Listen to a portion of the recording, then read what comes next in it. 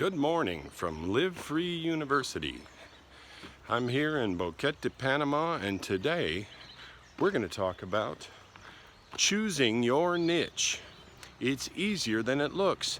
Choosing your niche. You can choose because you're capable. You can do it.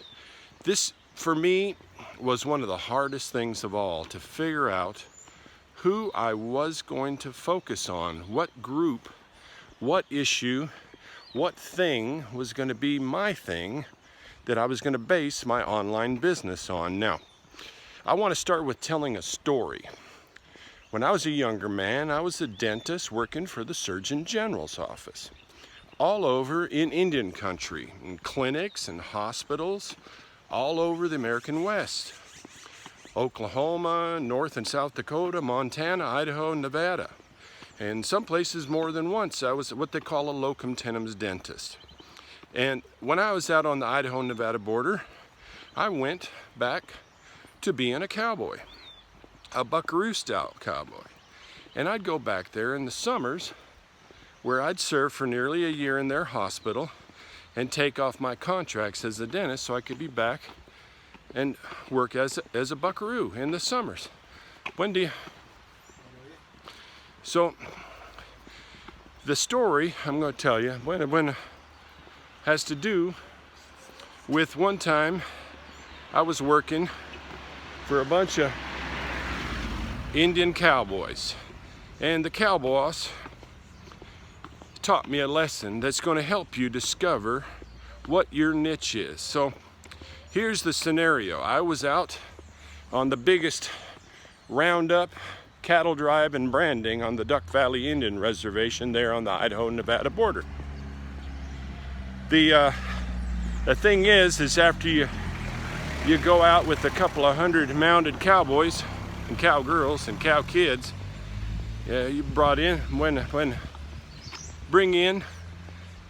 we gathered up out on the flats about 7,000 cows all together in kind of a dusty, dry area, and it was dusty and still.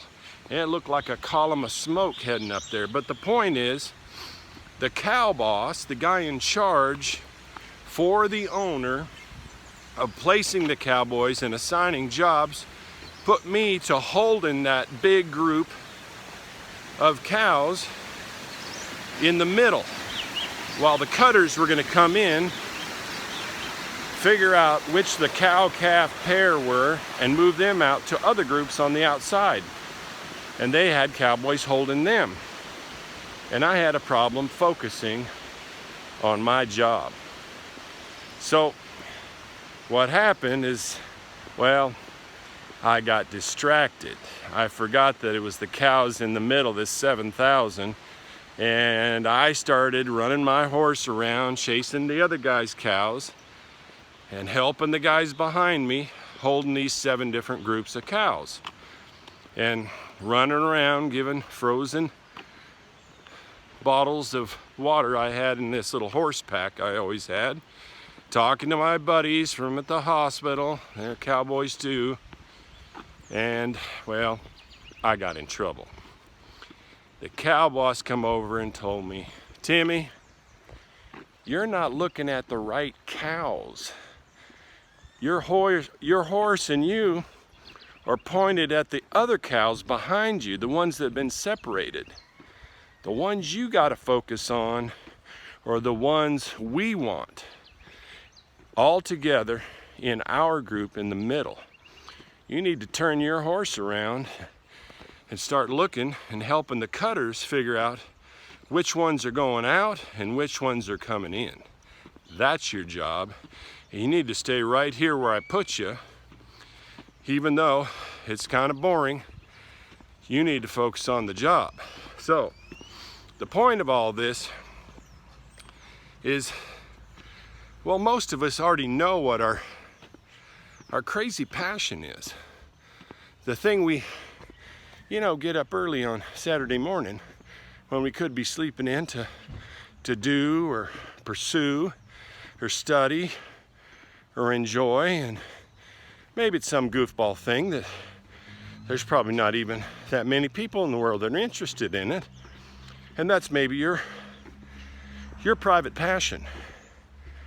Now, in that great paper, Only 1,000 Raving Fans, they talk about that you can, because the world is so darn big, there's billions of people, you can select the strangest of niches, the strangest small band of cows in the world, and all you need is 1,000 Raving Fans.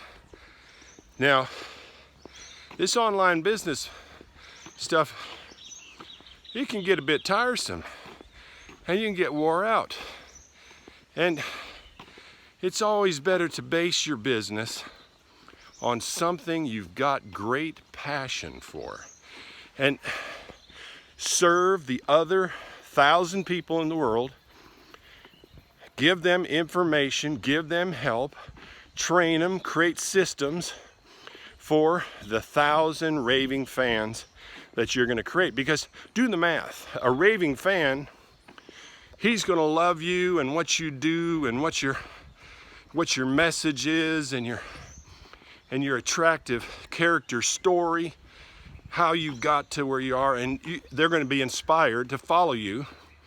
And some of them are gonna, hell, they'll even want t-shirts with your face on them and some crazy thing that you say. Coffee cups, hats, and on average, your 1,000 Raving Fans are gonna be willing to pay you $100 a year for goods, products, services, and whatnot. And if you do the math, 1,000 Raving Fans that on average are willing to pay $100 a year. Now that's $100,000 coming in every year. $100 per year equals one Raving Fan.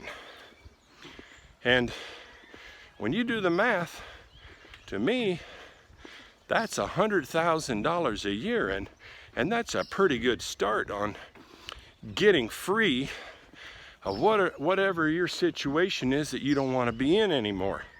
So it's not so complicated when you start thinking about what you love, what you're crazy about, what's your nerdy goofball thing that you can't stop talking about. And well, heck, for me that was two things.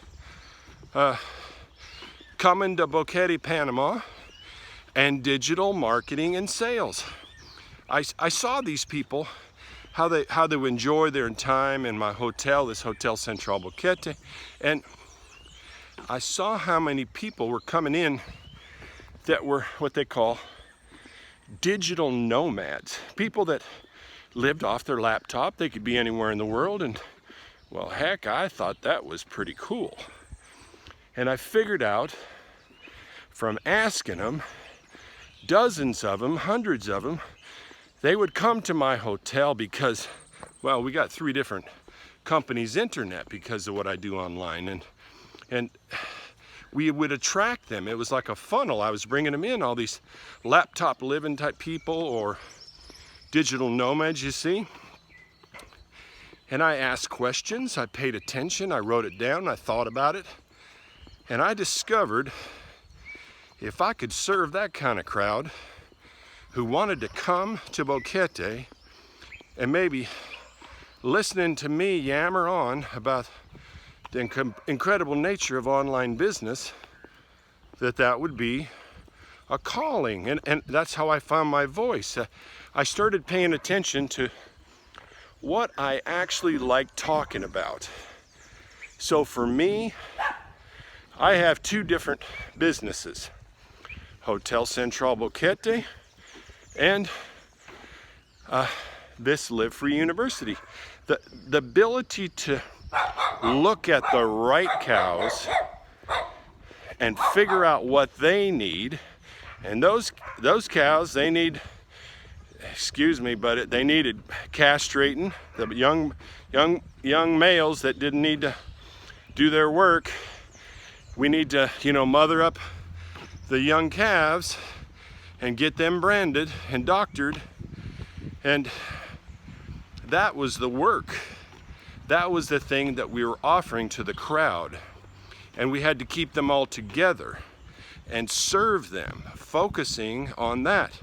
So I focus today on finding the people that want to get free of the rat race, figure out some way to make a profitable business online that can be done from anywhere. Now, the cool thing in Panama is if you have an online business, you're allowed to do that without a work permit. And with the exemptions for taxes being so high, it's well over 100,000 a year of tax exempt earnings. Buen dia. That's the benefit. You can do it. You can identify your niche, create things on the internet, YouTube videos like this, Facebook, a blog, and create content for people that, well, it's basically documenting your journey, not creating content, documenting the process you followed in pursuit of your passion to help others along the way. So keep it simple. And if you have a moment now, please click on subscribe and click the bell. That'll make sure you get all the new videos I'm doing. So the first process you need to think about is choosing your niche. Buen dia.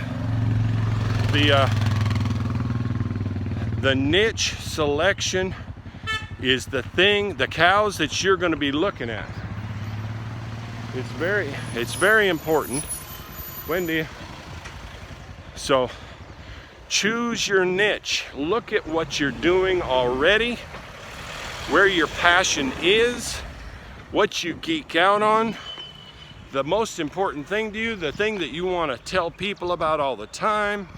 Like me, I like to talk about Boquete, Panama, and I like to talk about all this online business stuff.